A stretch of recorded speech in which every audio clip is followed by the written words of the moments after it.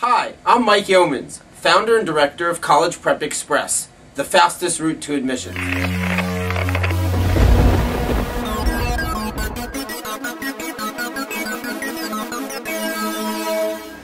Hi, and welcome to my home office.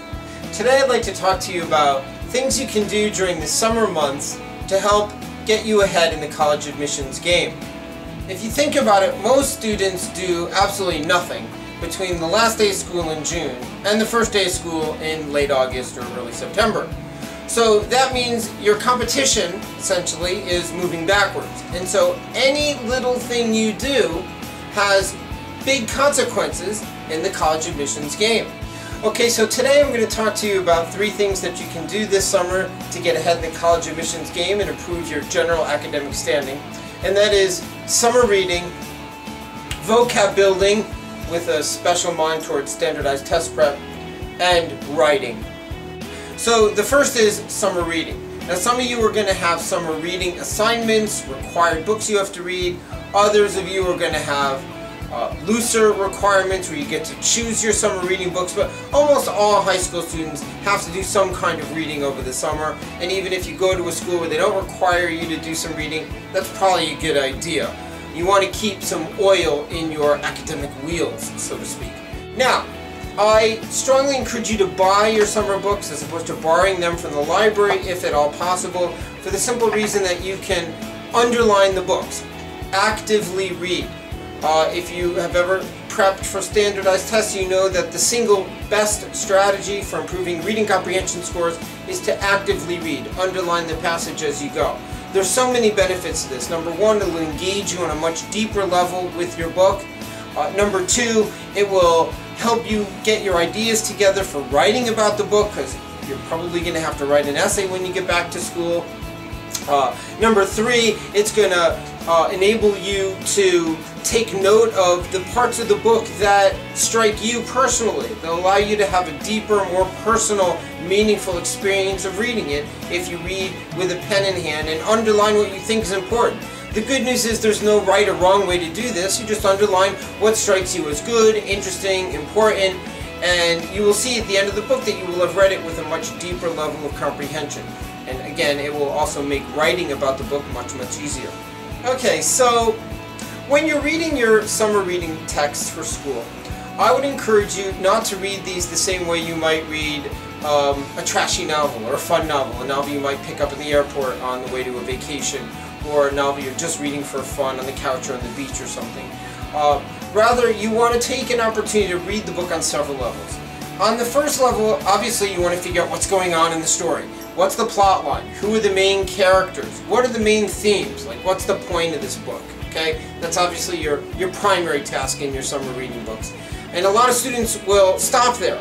But I think that you could get a lot more out of the experience if you have your attention on a couple other things. Pay attention to the craftsmanship in the book. That is, the way the book is written, the way sentences are constructed, the way paragraphs are organized, the way chapters are organized. Now, you don't have to think on this on a very deep level. You don't have to prepare your future PhD dissertation on literature.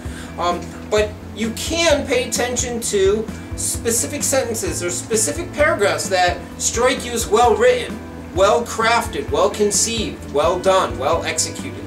And look at those sentences and those paragraphs and those passages and ask why. What makes them effective? Is it the imagery, the word choice, the syntax, the grammar? And as you ask these questions and look at the craftsmanship of the writing as opposed to the storyline, which happens on another level, you will find that, number 1, you're going to be drawn, again, into a deeper level of understanding of the book, but also this is going to improve your writing without your having to practice writing.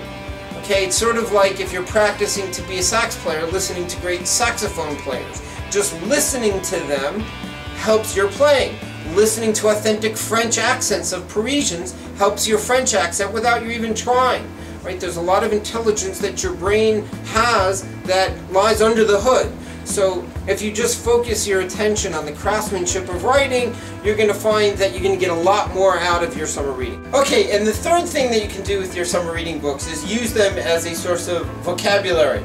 A lot of SAT, vocab, and collegiate vocab comes from the vocabulary from classic texts. So, whenever you see a word that you're not sure of, circle it. It'll be great if you go back and make note of it or look it up on Quizlet and keep a running list, but just circling the words will get your mind thinking about vocabulary, and you'll be amazed how much you can pick up from context. But if you have a notebook, like for example a spiral notebook, that would be a great place to make your own list of vocab words. Or you can use Quizlet.com. I'm going to show you how to use that in just a few minutes for general vocab building. But this will also give you a rewarding feeling, for an accomplished feeling as you're reading your books. Not only did I read the book and think about it, but I also learned something about writing, and I also learned something about vocabulary. We're back, and this is my student Eva. Hi. And she has chosen for one of her summer reading books, Sophie's World, which is an excellent choice. A story of a 14-year-old girl who discovers the wonders of Western philosophy. And I don't know if you can see, but Eva's done a remarkable job of active reading. See her underlinings here. And we're going to use this as an opportunity to show you how to use Quizlet to build your vocabulary. So you notice that she's circled a couple of words on this page, including what's this word here? Incredulity. Okay, so we'll start with that. So here we are at Quizlet.com, and we are going to make our own set of flashcards. And now we're going to type in a title for our set. We can call this Eva's Summer Vocab. And then we just come down here and you put the terms in these boxes on the left and you put the definitions on the right. The great thing about Quizlet that I wanted to demonstrate is it will do a lot of the behind the scenes work for you to look up the words and fill in the definition. So let's put in the word incredulity. And then notice this little box pops up that says auto-define. And you click it, and a box pops up with a number, in fact dozens, of different pre-typed in definitions. So we just have to choose one. Doubt about the truth of something, disbelief, tendency to disbelief. So any of these is good enough. We can say doubt about the truth, so we just select that radio button, and then click use selected definition, and boom, there it is. And then we can go to the next page and we see, oh, rapturous.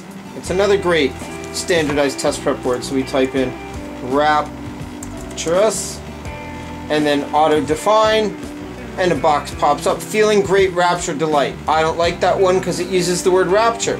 Ecstatic, much better. Or filled with great joy, ecstatic. So we'll use that. Use selected.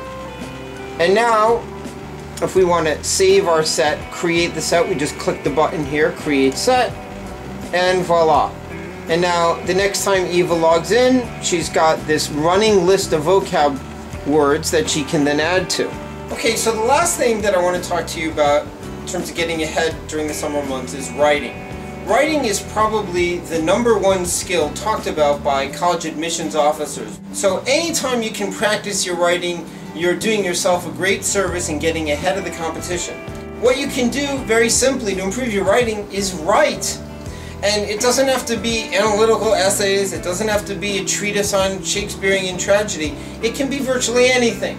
Now, this is within limits. Text messaging doesn't count, and little emails to our friends doesn't count either.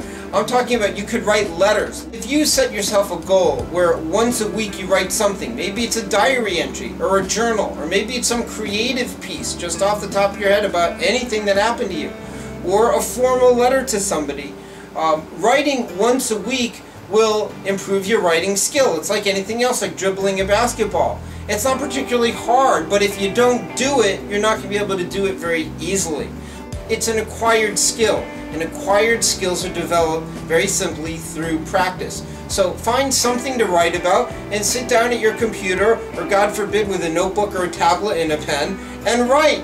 20-30 minutes once a week. If you do this over the course of the summer, you will find that when it comes time to write your What I Did This Summer essay or your summer reading essay, you'll find that's much easier to do, just because it's not as daunting a prospect to write something because you're used to doing it. I wish you all a great summer, and I hope that you'll spend a little bit of time every day, or at least a few times a week, with your summer reading, with your vocab building, and with writing.